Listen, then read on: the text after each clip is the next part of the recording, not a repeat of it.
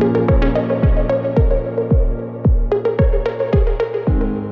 again. Welcome back to another episode of The Works. This is Jim. I'm Diane. I don't know if you've noticed or not, but we kind of rebranded ourselves. Not like, classic Coke, or maybe this will turn out to be one of those, that snafu that Coke did years ago. The New Works, but it's not called The New Works. It's called The Works Live. And that's just because it's hard to search for us because there's so many other shows called The Works. So we figured.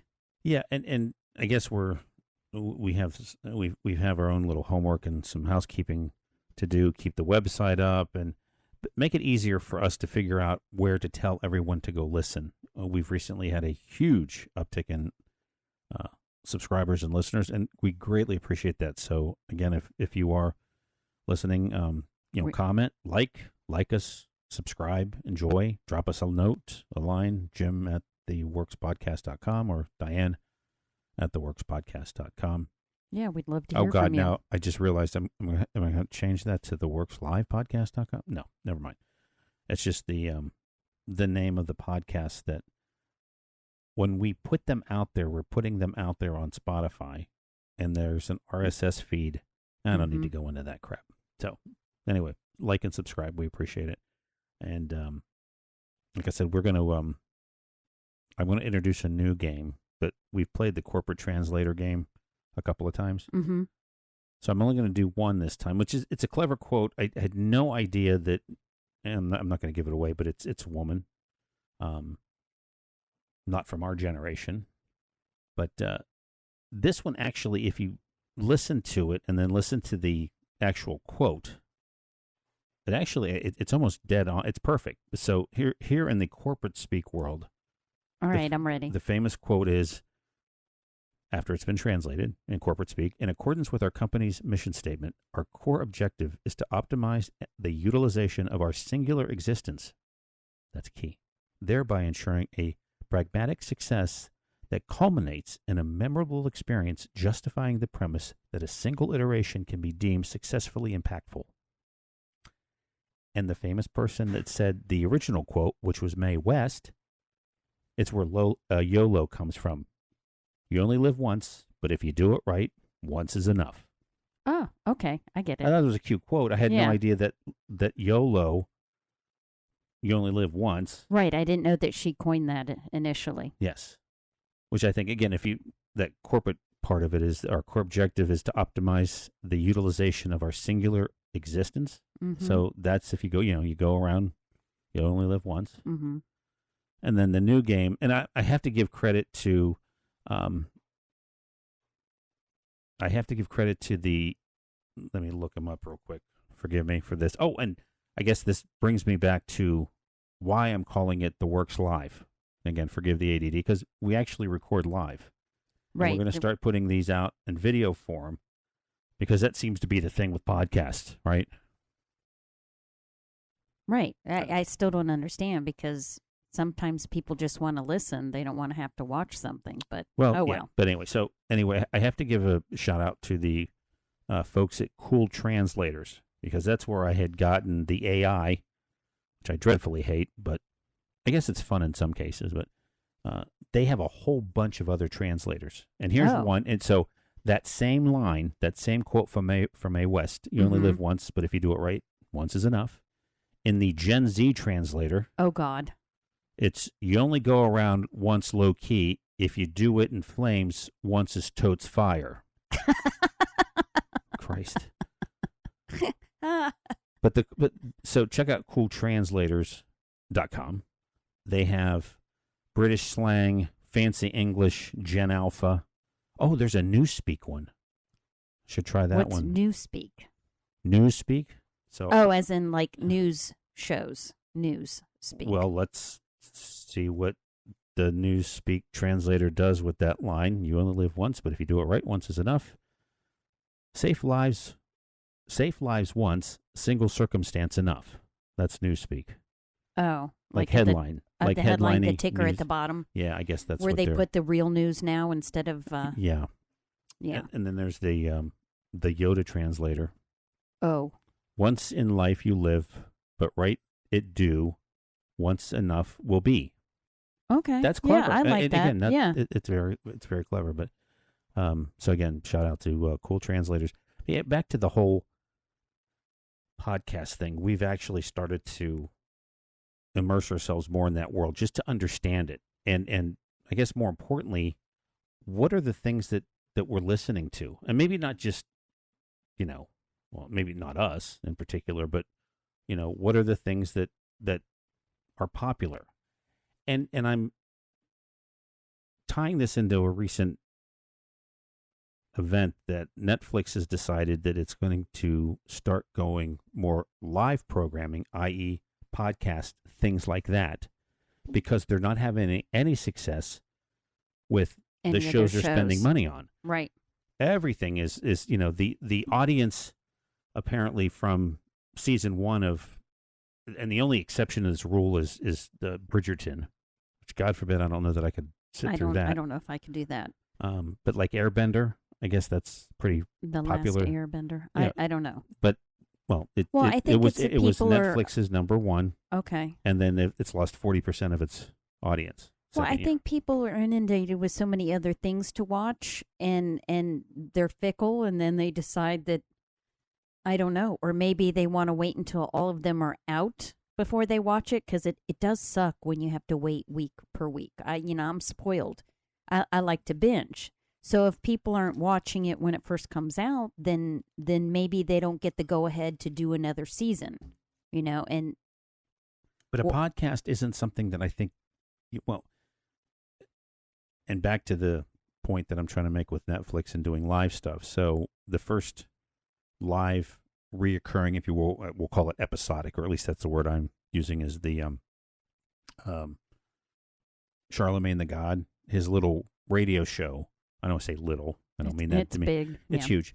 The Breakfast Club that they started in local New York radio back in 2010, and it's Charlemagne the God. Of course, he became famous in the last couple of election cycles for speaking his opinion. Because he questions. He questions and speaking an opinion, and but also, garnered some great guests. I mean, oh yeah, he sat down with Hillary and Obama. I mean, all of them that I can recall. But not Kamala.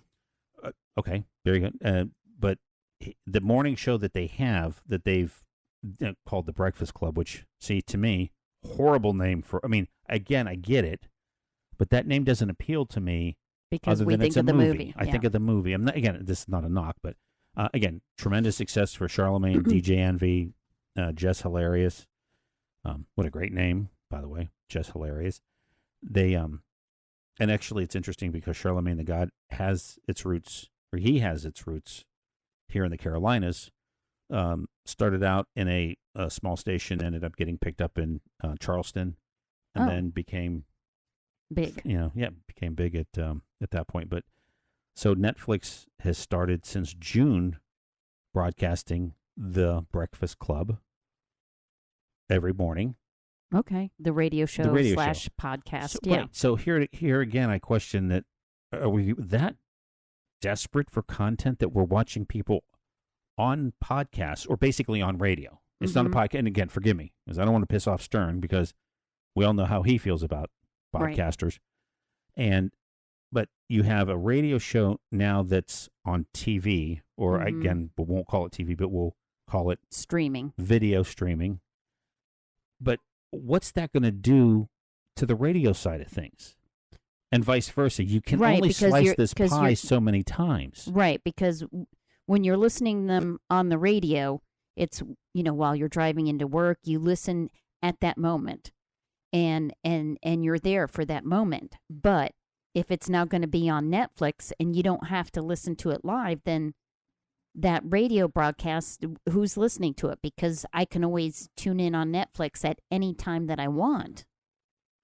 Right? Exactly. But 3 hours is a commitment. So are you going to watch the whole thing, bits and pieces of it? And I guess from to me, watching somebody do radio, that it's kind of watching it's like the man behind the curtain. It's always fun to see the person behind the voice of caricature, cartoon character. Right, but you don't need to watch it the entire time. Well, no, but it's fun to watch. I guess you wonder if you're going to miss something, or Right. and in this particular 'Cause case, one of the things that I still drives me batty that again Stern has he has his audience, and they pull off some funny bits, but a lot of radio bits are not what they do. It's they're all you hear is laughing constantly, and it's a bit that it's visual. It should be on, and of course they have Right. the ability to record it and put it on the XM app, and you can actually watch it Right. later on after you've listened to it. But and let's hope that the whole thing catches on. And again, point with my bringing this up is, so Netflix has decided this season, or it's going to start doing more live broadcasts. And of course, I hate to point out to them that every time they've done this before, it's been a disaster because of the amount of listeners or viewers, Right, on Netflix. if they everybody don't actually visit- tunes in. See, unlike the way it used to be, again, I hate to sound old, but we'd spend, and yes, we would put up these television towers, and oodles of power would go through them, but it would broadcast a single broadcast to anyone that had rabbit ears and a television could watch it, could tune it in. Mm-hmm. But unfortunately, in the internet streaming world, it doesn't work like that, because I might tune in now, I might pause it to go take a pee, I might pause it to go to get something to eat, and then I unpause it and pick it up, which means then I have to go find another server. The technology that is required to run live streaming for anyone Right, that because has they have that to have the service buffer. is Yeah. tremendous. Well, Amount and- of you talk about killing trees. yeah. Oh my Lord. And that's what they're going to go to. But, and again, what bothers me is that you thought they would have, learned from their past experience with the Tyson fight. Wasn't it Joey Chestnut when the one year he decides The to go fake- vegan? Yeah, the fake hot dogs. Yeah, And those programs, servers and they crashed. they advertised the shit out of them, and we were part of that. And it was either low bit rates, it would pause. It was Mhm. just absolutely frustrating to watch, and subscribers got upset. Right. But but we're still watching, or I shouldn't say, we're still paying for it. And I think this is where some of the numbers kind of get to me. But it's easy to hit the subscribe button, and it's easy to sign up for something with your credit card, but it's a real pain in the ass to cancel. Mm-hmm.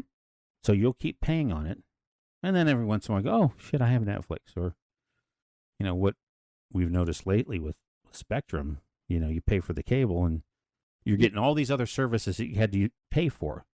Right. So now I wonder, all these, all the millennials and Yeah, because we get AMC Plus. We don't have to sign up for that. That comes with Spectrum. What are the other channels? The Peacock and the Paramount Plus. yeah, the Peacock,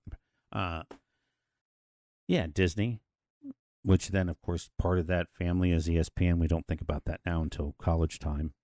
Right. So, but yeah, and again, I wish all the success to anyone who tries to.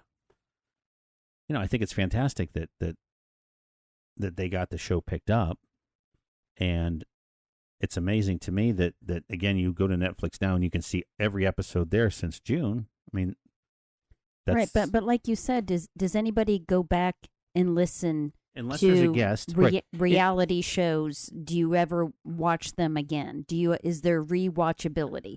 But especially when they're Netflix topical, would right.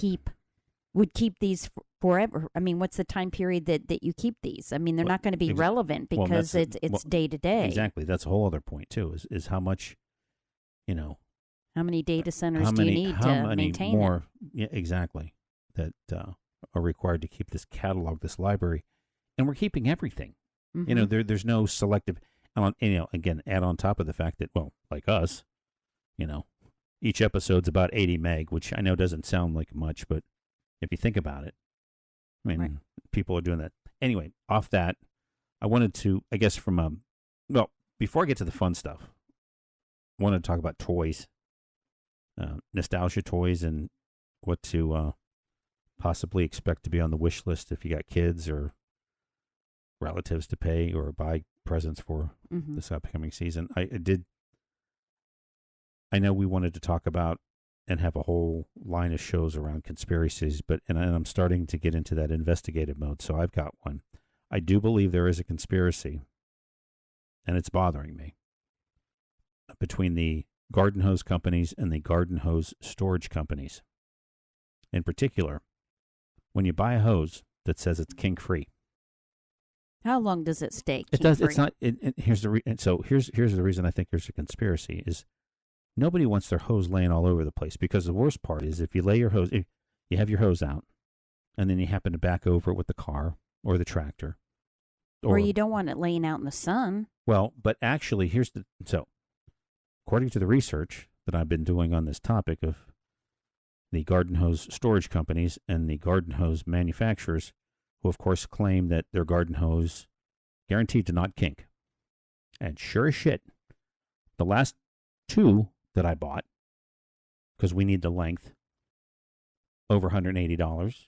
Garden hoses are not cheap. At least the ones that you all, here's the other thing.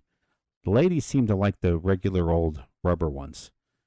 And I was a fan when you first saw the late night infomercials of that one that kind of coils up like a snake. Once it's all tiny and you really can't, it stores nice because you just put it all together. Because one of the issues with the garden hose, like I said, is when you unveil and unroll the 50 or 100 feet that you have to be able to do whatever it is you want to do with your garden hose, you got to put it back. You don't want it laying all over the place, and when you do put it back with the storage containers, the wind-up storage containers, and some are, you can spend another $100, $200 on the manual one. I got a cheapy plastic one.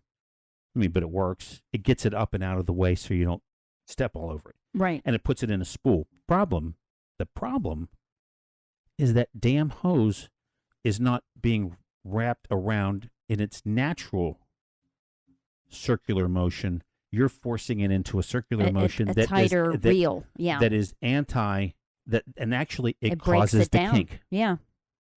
I was shocked to find out the only way to prevent the kink in a kink-free hose is to, when you're wanting to tidy up the yard, you bring it and you lay it down in a, like a figure 8 fashion, but you find the natural curves in the hose and you lay it out that way. And actually, to your point about being out in the sun, that helps it maintain the structure, if you will, of the hose. I do believe that there is a conspiracy theory between these hose companies that basically force you to wrap that hose around that. Well, if you think about it, when you have anything rubber or elastic, there's an elastic limit.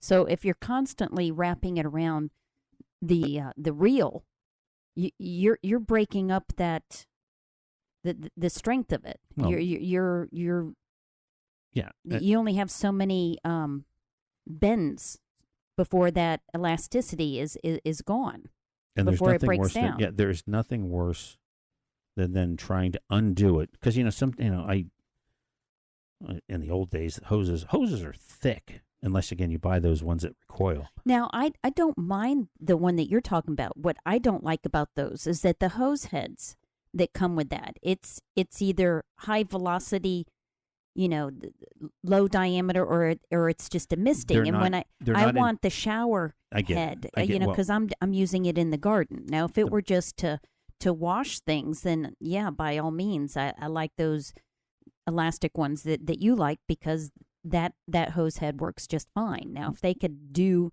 the problem with those, what we've discovered with the ones that coil back up nice and neat, that are truly kink free. Yes, those are truly. They don't last kink-free. Very long though.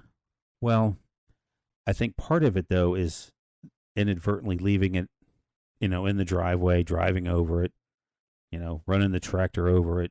Those are the things that cause natural wear and tear. But one of the downfalls of these recoil garden hoses is that you cannot connect to. I think there's, and I don't know the architecture behind it or the plumbing, infrastructure, but I think the kink-free hose, the way it works, is that the water actually expands it to make it, to make it bigger, diameter, yeah. Which then gives it flow. And I think that water pressure inside that's giving it the shape that it is, elongating it, is being wasted on the elongation function as opposed to coming out the other end in a more right forceful way. When And you then the connect problem more is, of them, and when you connect them, it's all of a sudden I think you don't have the pressure. Yeah, you've lost the by exponential number. I don't know, but so yeah, I do believe, and of course, would love to hear from anybody in the garden hose storage industry and or garden hose manufacturing industry, because I've noticed, you'd think that garden hose storage companies would make garden hoses. Right. Why not? But I do believe they're in cahoots. Right, because you breaking it down, you're gonna have to buy another one. I mean, You're you gonna got to buy have another kickback. kink-free. Yeah, kickbacks. Yes. Okay, but the fun topic, nostalgia, looking back at toys from our youth, Mm-hmm. and not say more importantly, but equally doing some research around what are going to be the cool hot toys to look for this year. And unfortunately, there's an AI toy. I'll get to that in a minute. That sounds amazing. I'm wondering though. There's so many. Well, I'll point that out in a bit. So, but anyway, I got a list that goes all the way back to the 50s, and it was interesting because, and again, not to get into the analytical part of it, but it's toys based on sales. And of course, then that begs the question: was it number of sales units or dollars of sales? Because, now, mind you, again, I don't want to be an asshole about it, but so regardless, this list is based on the popular toys from the year by sales. Okay. Define that however you wish. But if you go back to 1956, I don't know, take a guess. What do you so Erector set. Okay, that's a good guess, but Lincoln no. Logs. Mr. Potato Head was the most, that's cute. and this is where the list starts Yeah. in 1950. Now, what's interesting about this is, and I may be reading too much into it, but there's also a list from the UK. So it's the British kids, and the American kids. Okay. So their list doesn't start until 73, which is fine. Maybe they weren't allowed to play with toys until then. But what's, to me, there's only a couple of years, you'd think in this global economy, this world economy that we have, that they would equal, the toy would be the same in both. Right. The desire and the want. And only there's 4 years that happened. 83, 2004, 2012, and 2014. So 83, Cabbage Patch? Yes, Cabbage Patch Kids Okay. were number one in both the U.S. and the U.K.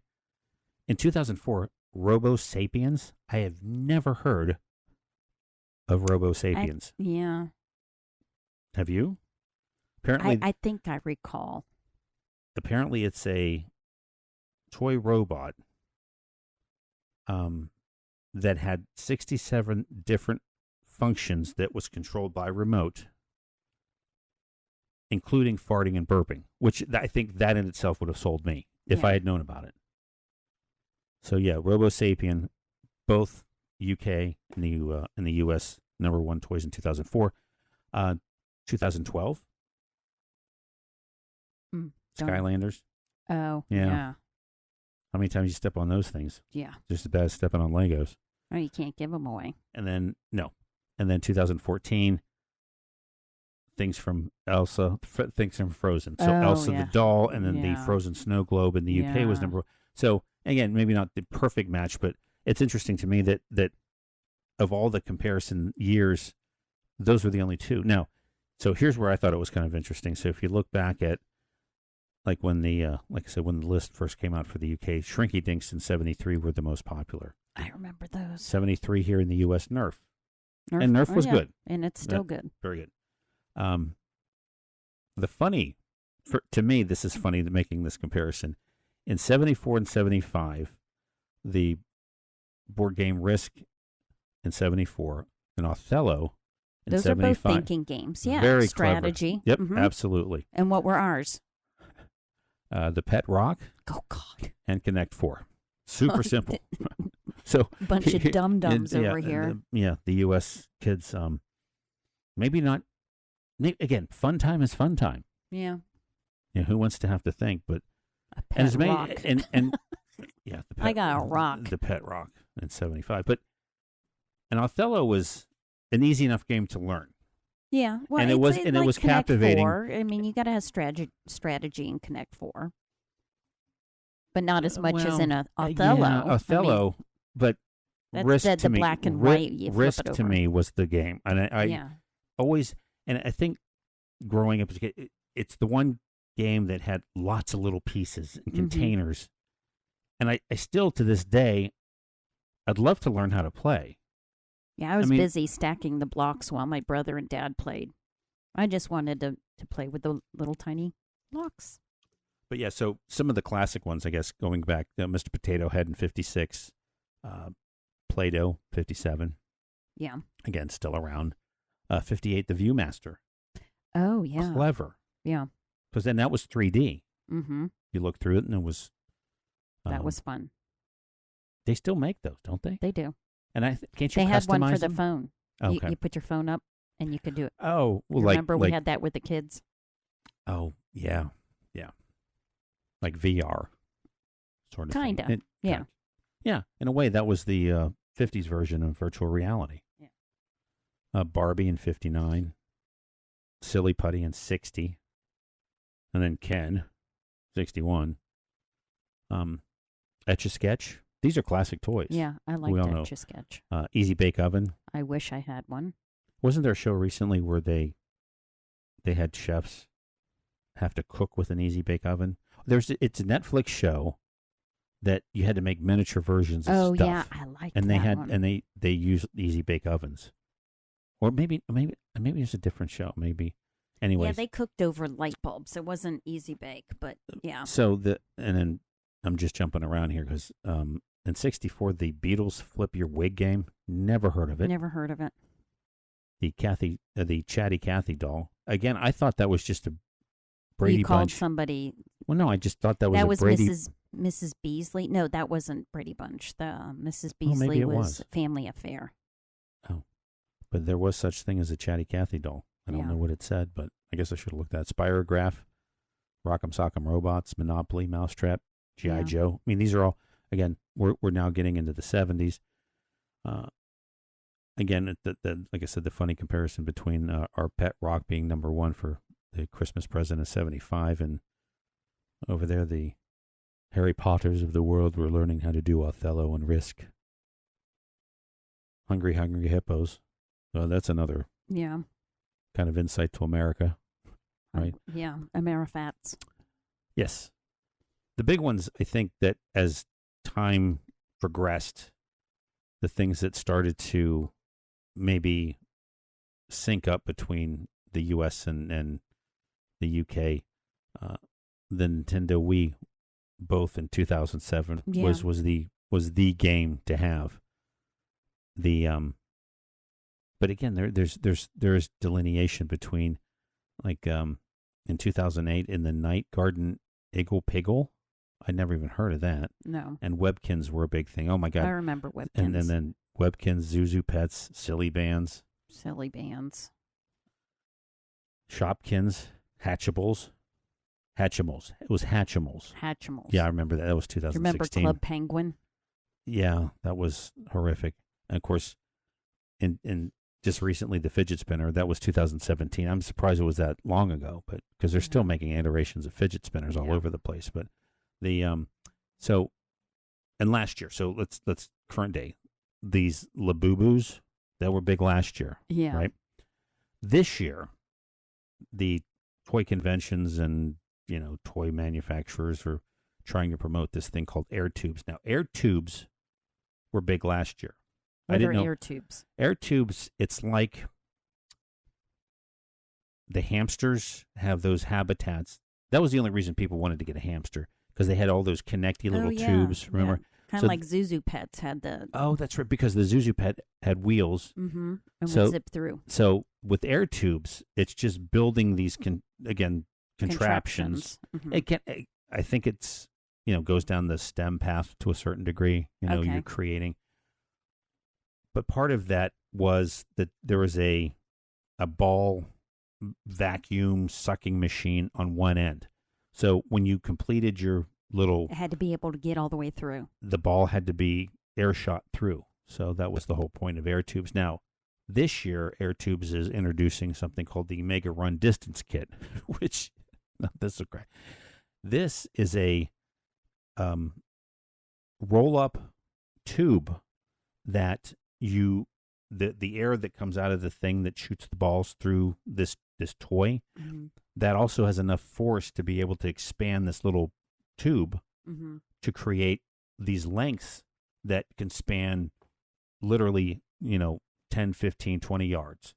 And so I guess there was that. Remember, there was a game that was called Elephun, that you had the elephant's trunk was this plastic nose. Oh, yeah, and the air went up. And then it expanded the tube, and then shit would fly out of it. You'd have to catch it. It was a lot of fun. It was cute for kids. But so that's coming. But it seems like everything, full circle. That's going to be the big thing this year. The one that I find, and I hate to admit that this sounds amazing, but I'm wondering what the drawbacks are. The big one this year, go find something called the sticker box. The sticker box. The sticker box, or it's just called sticker box. The sticker box, it's a 2-inch by 2-inch cube with a little LED display on the front. And, of course, a microphone that you tell the cube, I want to, you tell it to draw something, like draw a pickle on an airplane, telling a joke. And whatever you tell it, the little display will put up in words. Oh, using AI. Okay. It listens to what you're saying. Draws it. That's the cool. So it just, all you see on the screen is the words, and then eventually, as it's printing your sticker, because everyone loves stickers. They love stickers. But as soon as that, as soon as it finishes printing, you'll see that sticker that it drew for you. Now that's amazing to me. So, but let's dissect that a bit. Okay, they claim that it's only listening when you push a button. Which again, I don't have an issue with that. I mean, let's face it, we all live in houses with smart TVs, whether they're on, whether they claim they're on or not. And it's coincidental that as soon as you're talking about this, the next thing you Google search something and the first thing that you ask, you type in one letter, and then it sure shows up. But so from a safety perspective, the manufacturers state that you have to push a button to get it to work, and you have to be connected, I'm sure, to the internet. That's the part that I cannot find any information on, and I've very diligently looked through the specs, the technical aspects of. It's gotta. It's got. Well, how in the hell is it doing? Other than the fact that, again, maybe there's a library of things that it's. But yes, it has to go, I believe, engage some server somewhere. Yeah, to be able to run a routine. First of all, to dissect the human language. One. That's, certainly it's been doable for years, but that's an AI thing. And then for it to have a catalog of what a pickle would look like, in my example, an airplane might look like, and it telling a joke. It's got to be, AI. It has to have a connection to the internet. So I mean, begs the question, even our ovens have an internet connection. I mean, you can't have a computer without it connected to the internet. You can't have a standalone computer that is not connected now, which I don't understand why. Yeah. But yeah, check out the sticker box. I think that'll, as a matter of fact, I was going to order one. I think I will. They're $130. But of course, God love Amazon. There's an Amazon hack version of the sticker box that's $39.99. Okay.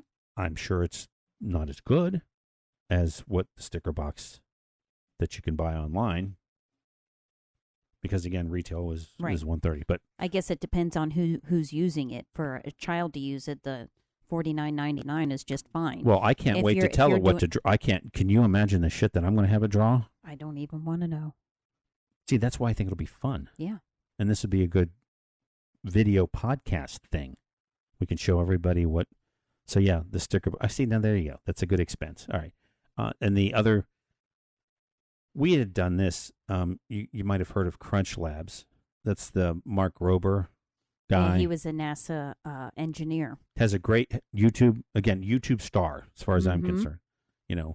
And his claim to a couple of his claim to fame is you got to watch. He invented the package bomb box. So the glitter bomb. The glitter bomb. Glitter stink bomb. Yes. For porch pirates. And there are 5 iterations that he has, and each one of them they added a little bit more technology. Absolutely worth a YouTube visit. Mark Rober, Crunch Labs, or to your point, Glitter Box if you search on that. Right, and he also did the ones with the squirrels. He was trying to the obstacle courses for the squirrels. For the squirrels, and how he changed it.